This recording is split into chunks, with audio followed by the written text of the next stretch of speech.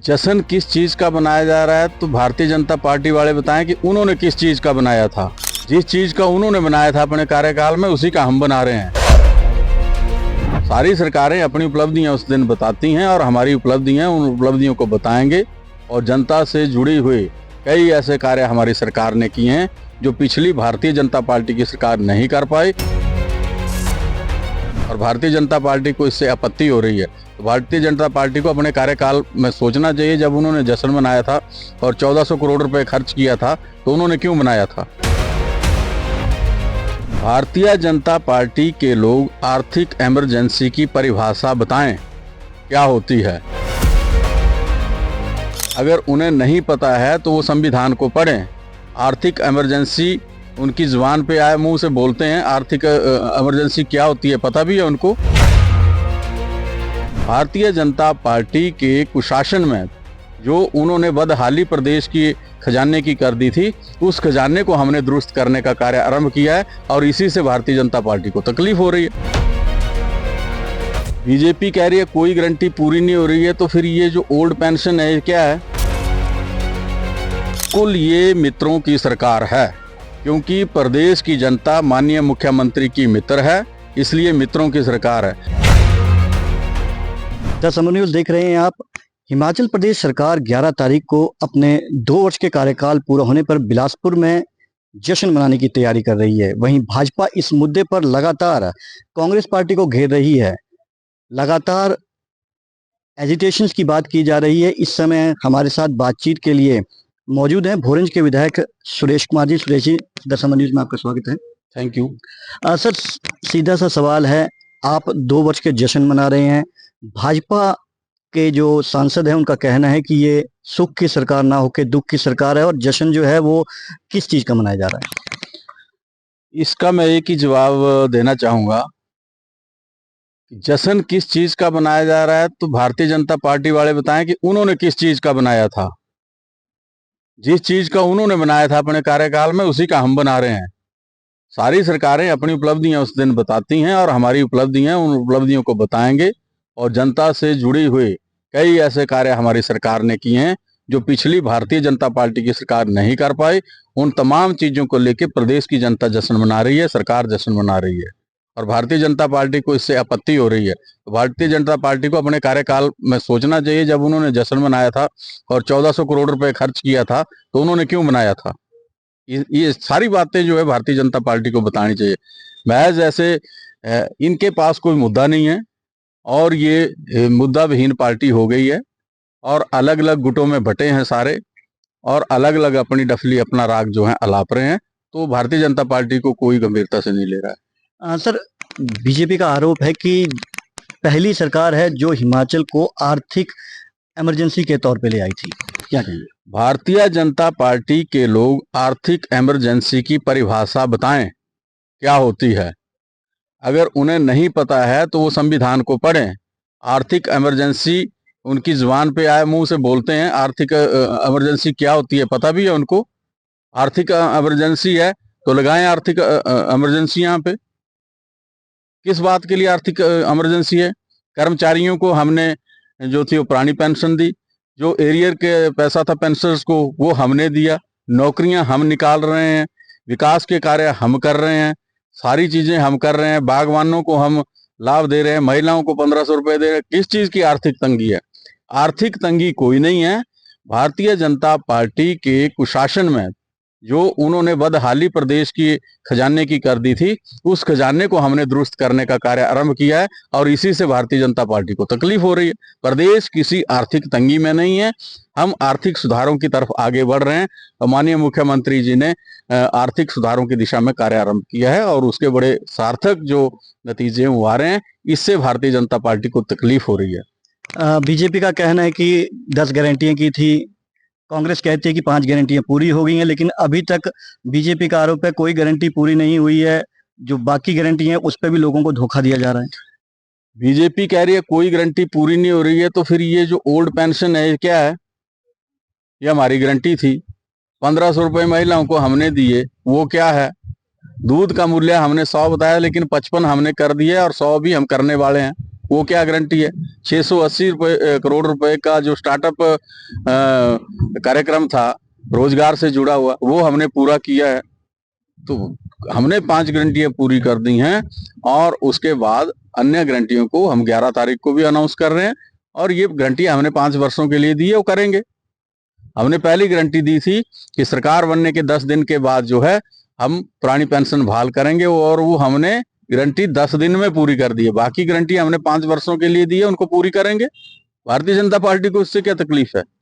कहीं ना कहीं नेता प्रतिपक्ष का कहना है कि सीपीएस के मुद्दे पर सरकार बैकफुट में गई, अब उसको बचाने के लिए जो है वो करोड़ों रुपया खर्च किया जा रहा है। वो पैसा जो है विकास को लगना था, लेकिन वो बड़े बड़े वकीलों को देखकर जो है वो उस जो सीपीएस का जो मुद्दा है उससे बचने की कोशिश हो रही है। सीपीएस के मुद्दे पे भारतीय जनता पार्टी जो है वो दोहरे चरित्र में आ गई है। जब इनकी सरकार थी तो उस वक्त सीपीएस इन्होंने बनाए थे, और जिस विधायक ने सीपीएस के अगेंस्ट जो है वो कोर्ट में मामला दायर किया, वो खुद भी सीपीएस रहे हैं, सतपाल सत्ती जी। उनके समय में वो सीपीएस रहे हैं। तो अब जब वो अपने आप सीपीएस थे तब उनको ये खर्चे नहीं याद आ रहे थे, तब उनको ये चीजें नहीं याद आ रही थी कि सीपीएस के ऊपर कितना खर्चा होता है। लेकिन जब कांग्रेस ने बनाए तो वही लोग जो है कोर्ट में चले गए, और कोर्ट में जाके उन्होंने फिर जो था वो उस केस को रखा, और अब उनको वो खर्चे आने याद लगे। अब उनको वकीलों के खर्चे याद आ रहे हैं।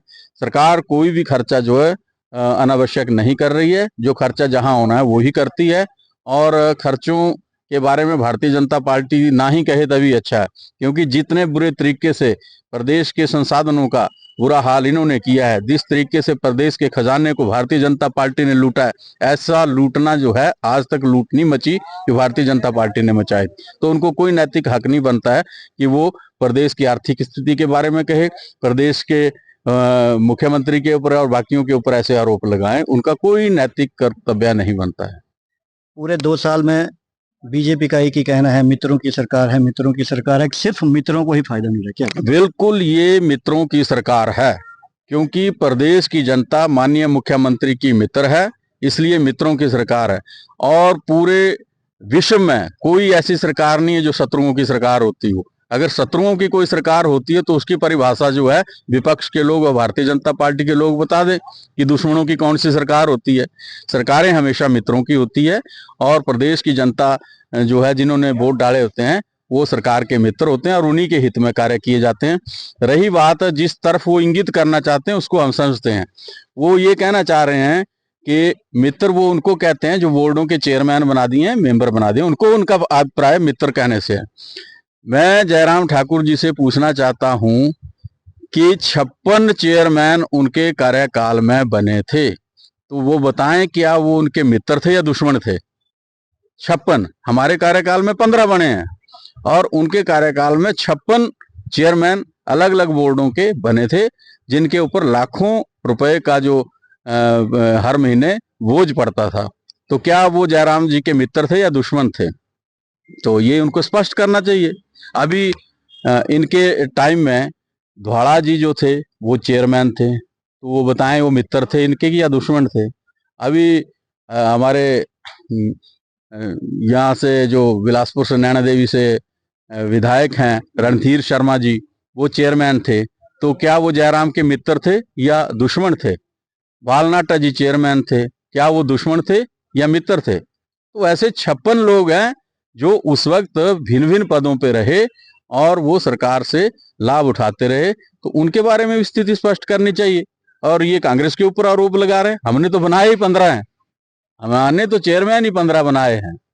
और जो चेयरमैन बनते हैं वो सरकार के आदमी बनते हैं, जो सरकार में के होते हैं, पार्टी के आदमी होते हैं और राजनीतिक लोग होते हैं, उनको बनाया जाता है। उन्होंने भी बनाए थे। तो ऐसी बातें कह के वो मात्र हंसी का पात्र बन रहे हैं, और अपने आप को संतुष्ट करने के लिए ऐसी बातें कहते हैं। विकास की बात करें, क्योंकि एजेंडा ये है कि विकास के लिए पैसा नहीं है, सरकार जो है विकास के नाम पे पैसे की रोना रोती है।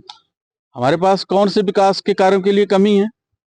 एक चीज बताएं, कौन से विकास के कार्यों की कमी है? 1500 रुपए हमने महिलाओं को दिया, हमने पुरानी पेंशन दी। हम अपने यहाँ की बात लें, 400 करोड़ रुपए जो है माननीय मुख्यमंत्री ने हमारे मेडिकल कॉलेज को बनाने के लिए दिए हैं। 93 करोड़ रुपए हमारा बस अड्डा बनाने के लिए यहाँ पे दिए हैं। 20 करोड़ रुपए हमारे इस बाजार हमीरपुर को सौंदर्यीकरण के लिए दिए हैं। हर सड़क जो है उसको डबल लेन करने का काम जो है यहाँ पे चला हुआ है। कैंसर हॉस्पिटल यहाँ पे बन रहा है। ऐसे ही प्रदेश में करोड़ों रुपए के काम चले। कौन से डेवलपमेंट के काम रुके हैं? कोई काम बताए कौन सा काम रुका हुआ है? एक काम बताए कि जो पैसे की वजह से रुका, जिसको हम कर नहीं पा रहे। हम हर काम जो है विकास का वो प्रगति पे है। लोग भी खुश हैं। हम किसानों को भी लाभ दे रहे हैं, बागवानों को भी लाभ दे रहे हैं, कर्मचारियों को भी लाभ दे रहे हैं, महिलाओं को भी लाभ दे रहे हैं और विकास के कार्य भी सारे चले हुए हैं। अब भारतीय जनता पार्टी राग अल्लाह पर ये तो उनका अपनी सोच हो सकती है, लेकिन ऐसा नहीं है। हमारी सरकार विकास के कार्य खूब कर रही है और आगे भी करती रहेगी। तो ये थे हमारे साथ भोरंज के विधायक सुरेश कुमार जी, जिनका कहना था कि कांग्रेस ने विकास किया है, सभी वर्गों को खुश करने का काम किया है और जो आगामी 11 तारीख को जो बाकी बची हुई गारंटियां हैं उन पर भी कोई ना कोई अहम महत्वपूर्ण फैसला भी आने वाला है। हमीरपुर से द समर न्यूज के लिए अरविंदर सिंह।